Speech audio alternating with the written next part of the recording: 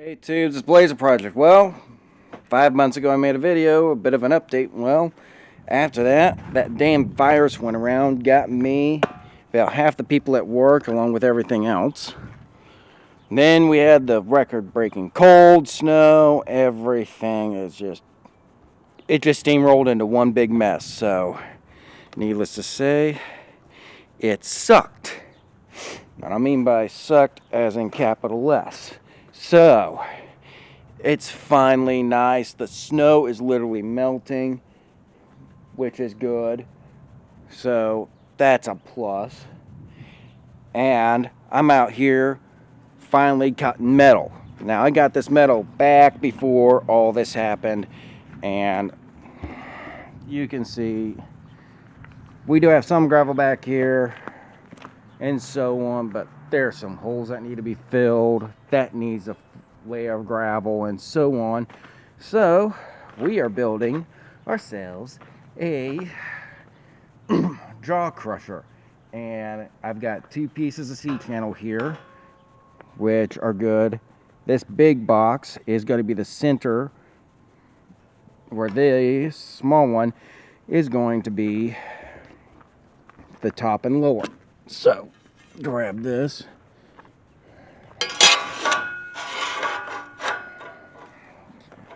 Pete's sakes. Give me a minute. There we go. So we got some 4-inch C-channel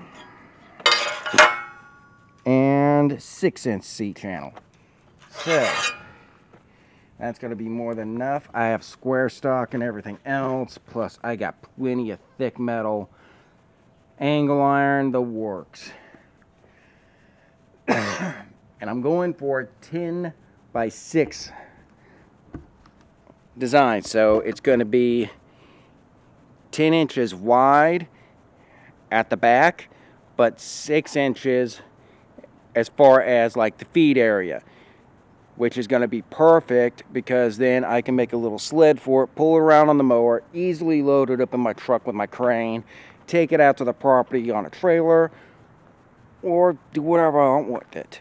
Now, I have a motor and everything, in my garage, my shed, and once I get that set up, I've got everything to get started. So I've got to get some cutting done, and let's fire up generators, air compressors, and let's get this cutting done. So let's get to it. Alright, change of plans. We're making a 12 by 8 instead. I already got this part cut out. So, not cut out, marked out to where I need a cut and everything else. So, let's get this done. Hopefully this thing fires right back up. Let's see if the plasma cutter does a dang good job. Head over here with phone. And I'm doing it again. Okay, there are my gloves.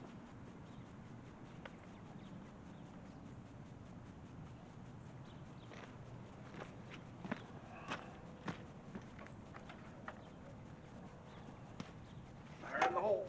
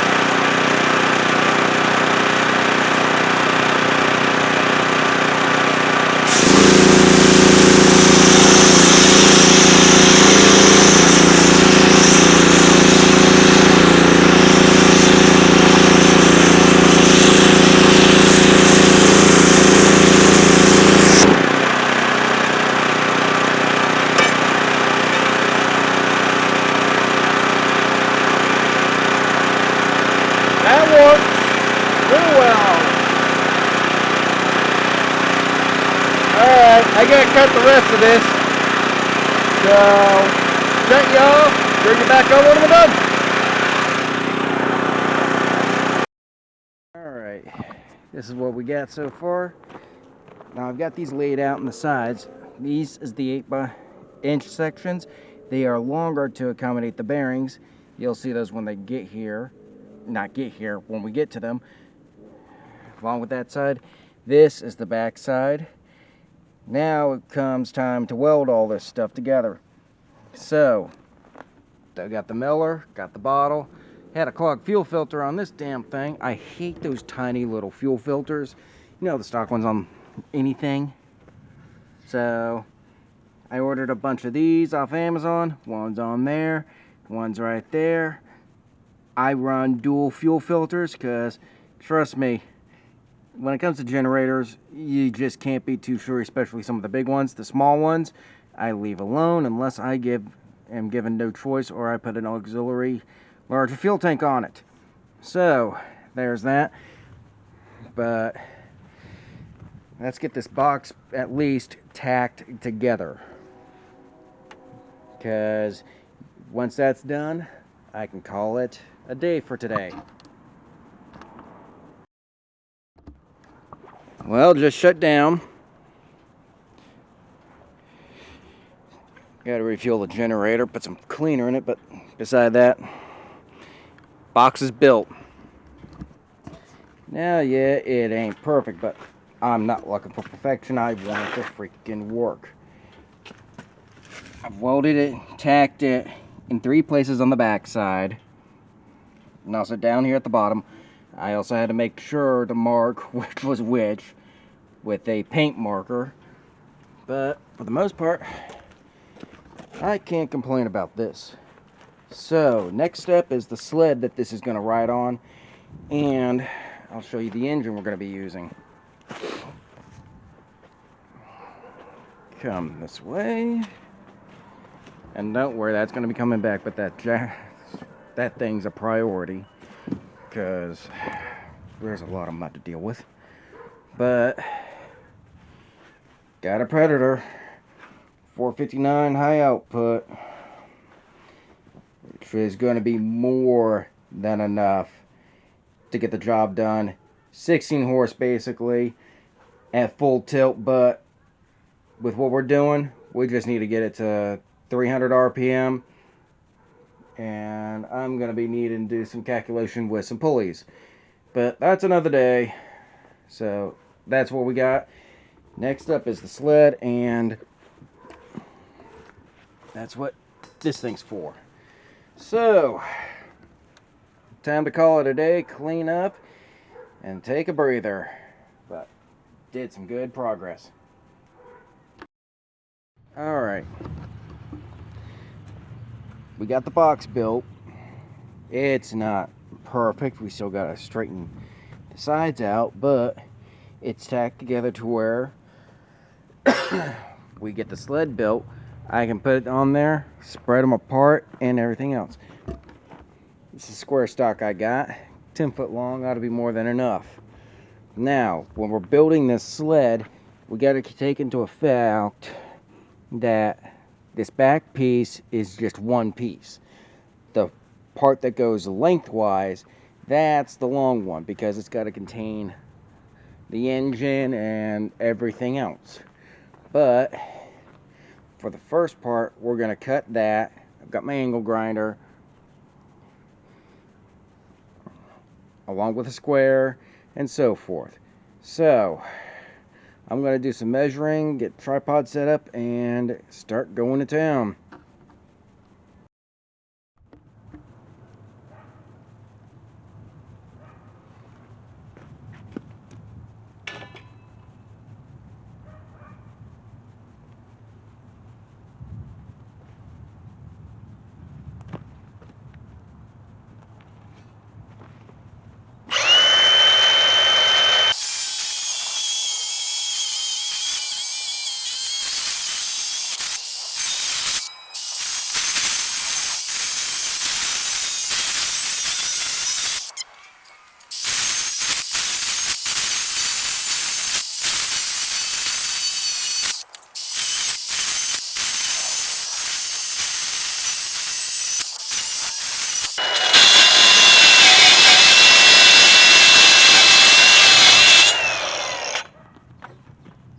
There's one piece down. Now I gotta cut the other. And then we gotta figure out how long we're gonna make the other piece. And that is gonna be fun. So, let me get this other one cut. Alright. This is what I got. 8 feet is right there. So this little piece don't work. So I've got roughly 4 feet to work with. But you think, hey, that's not too bad. Well, here's the kicker. Let's put that there for the moment. Stick that on the end.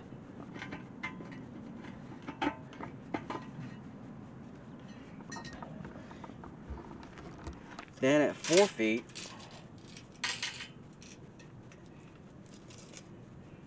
puts it to there, which is actually going to be pretty good. Which means the engine can actually sit comfortably right here and so forth. And piece of scrap metal, I don't need a tire. So, I actually looked out. So 10 foot of square stock is more than enough for this, which is nice.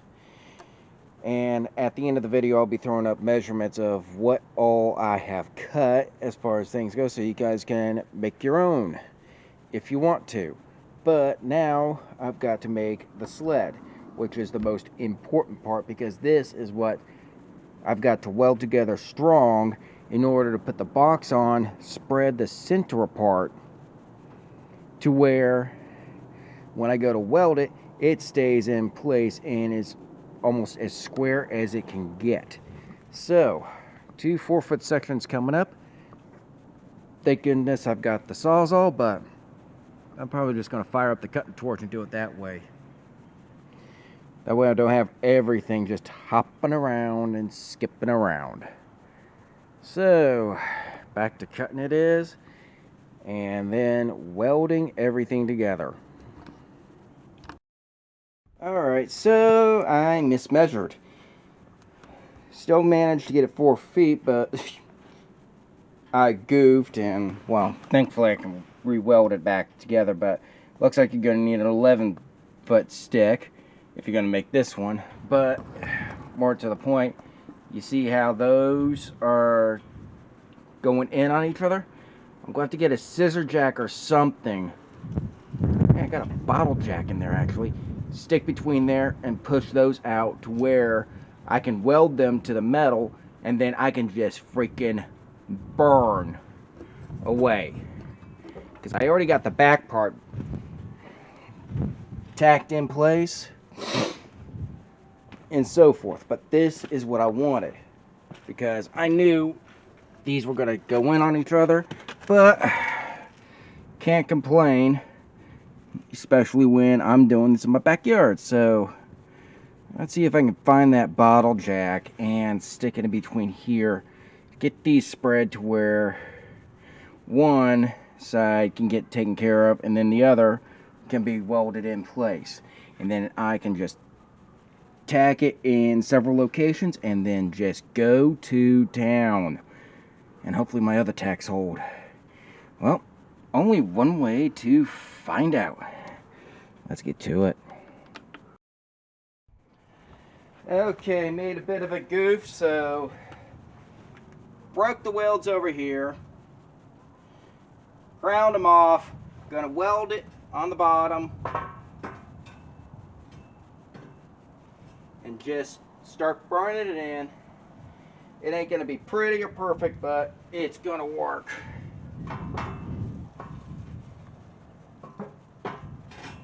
Let's see.